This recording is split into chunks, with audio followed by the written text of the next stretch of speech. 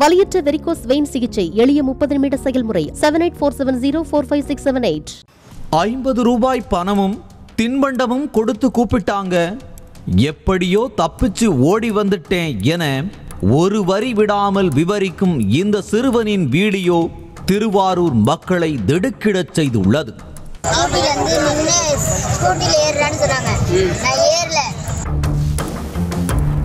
ஒரு குக்கரை பக்கெட்டும் 50 ரூபாய் காசு கொடுத்தாங்க.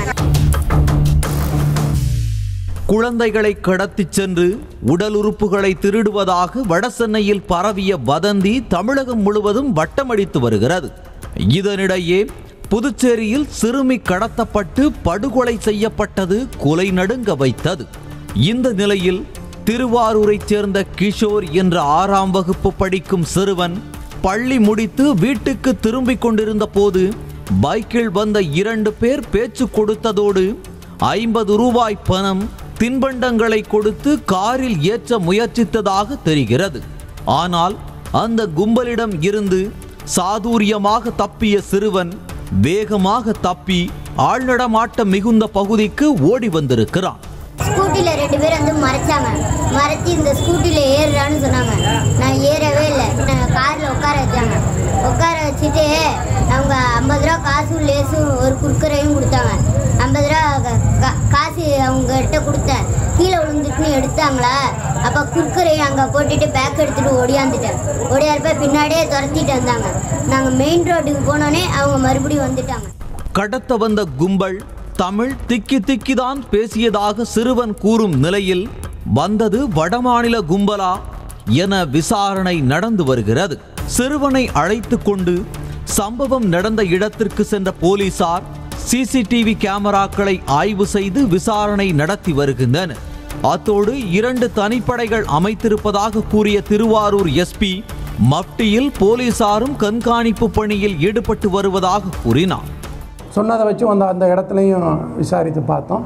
அப்புறம் அவர்கள் கொடுத்த கம்ப்ளைண்ட்டில் வச்சு ஒரு வழக்கு பதிவு செய்து விசாரணையில் இருக்குது. வேறு சாட்சிகள் மூலமாக ஏதாவது நேரடி சாட்சிகள் இல்லை வேறு யாராவது சொல்லுவாங்களா அப்படின்றத பற்றி 2 தனிப்படைகள் அந்த பகுதியில் அமைக்கப்பட்டு அந்த பகுதியில் தான் மப்டியில் நம்ம காவலர்கள் சுற்றி கொண்டு இருக்கிறார்கள். இந்த பரபரப்பு ஓய்வதற்குள் நாகை மாவட்டம் வேளாங்கண்ணியில் பெட்டிக்கடை வைத்திருந்த பெண் வீட்டிற்குள் திடீரென வடமாநில இளைஞர் ஒருவர் கையில் கம்புடன் நுழைந்த சம்பவம் அரங்கேறியது. அந்த பெண் அலறி கூச்சலிட்டதை அடுத்து அக்கம் பக்கத்தினர் கூடி வீடு புகுந்த வடமாநில இளைஞரை அடித்து நொறுக்கி கம்பத்தில் கட்டி வைத்து புரட்டி எடுத்தனர். வியாபாரம் நான் பண்ணிட்டு இருக்கும்போது வீட்டுக்குள்ளார ஒருத்தன் வடக்கன் தான் உள்ளார பூந்துட்டு வெளியே வரத்துக்குள்ளார ஆள் எல்லாரும் சேர்ந்து நான் கத்துனாலும் வீட்டுக்குள்ள பூந்துட்டு வெளியே வரான்னு சொல்லி கத்துனாலும் திருவிழாவில் சேர்ந்து அவனை பிடிச்சிட்டோம்.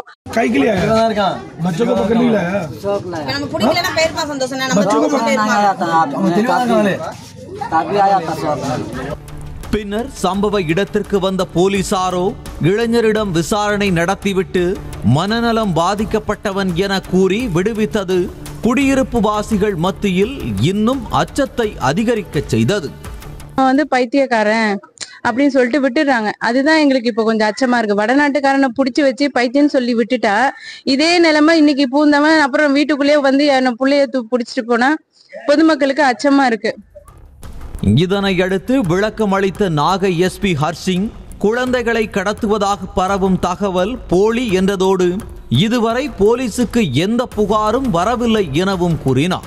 சந்தேகப்படும்படியாக எது நடந்தாலும் உடனடியாக புகார் அளிக்கலாம் என்றதோடு குழந்தைகள் கடத்துவதாக வாட்ஸ்அப்பில் போலியாக தகவல் பரப்பிய 4 பேர் மீது வழக்கு பதிந்திருப்பதாகவும் மக்கள் அச்சப்பட வேண்டாம் எனவும் தெரிவித்தார்.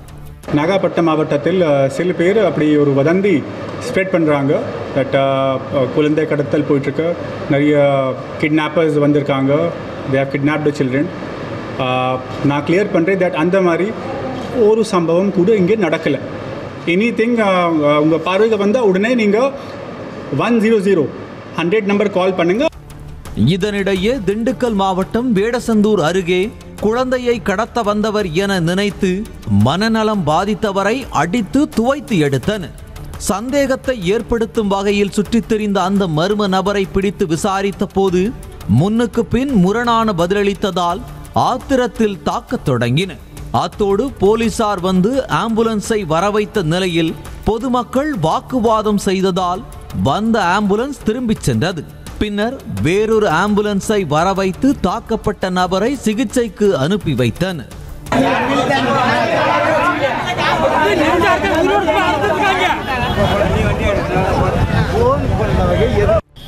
குழந்தையை கடத்த வந்தவர் பிடிபட்டதாக கூறி இந்த தகவல் காட்டுத்தீ போல பரவியதால் அந்த பகுதியில் பதற்றம் ஏற்பட்டது. இதனிடையே செய்தி தொலைக்காட்சியின் லோகோவை வைத்து சிறுவனை கடத்தியதாக போலியாக வாட்ஸ்அப் குழுக்களில் வதந்தி பரப்பிய இளைஞரை போலீசார் கைது செய்தனர்.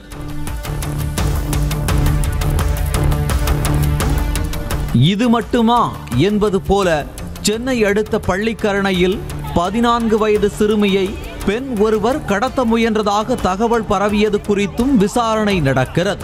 பள்ளிக்கு சென்ற மாணவியை பெண் ஒருவர் கையை பிடித்து இழுத்த நிலையில் பயந்து போன சிறுமி அருகில் இருந்த கடைக்கு ஓடிவிட கண் இமைக்கும் நேரத்தில் அந்த பெண் தப்பி ஓடியதாக கூறப்படுகிறது.